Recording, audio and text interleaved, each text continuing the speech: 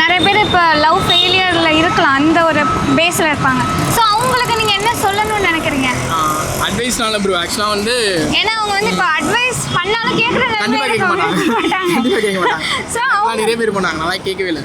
அதான் லைக் வந்து self realisation தான். லைக் வந்து நம்மளுக்கு எது முக்கியமான ஒரு பாயிண்ட் நம்மளுக்கே தெரிய ஆரம்பிக்கும். இப்போ வந்து நம்ம என்னன்னா நாளைக்கு அழுதாலும் சரி, இல்லை சோகமான ஸ்டேட்டஸ் கையெழுத்துக்கிட்டு அந்த மாதிரிலாம் எது பண்ணாலுமே அந்த பர்சன் இன்னொரு பர்சன் கூட ஹாப்பியாக இருக்க போகிறாங்க.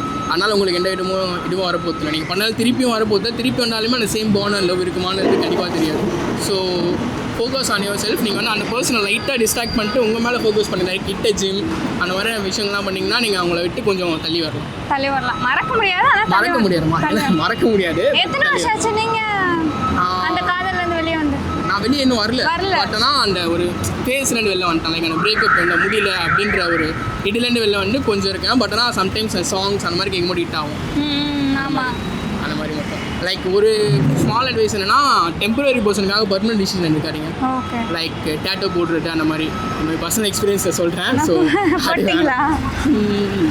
Okay, thank you.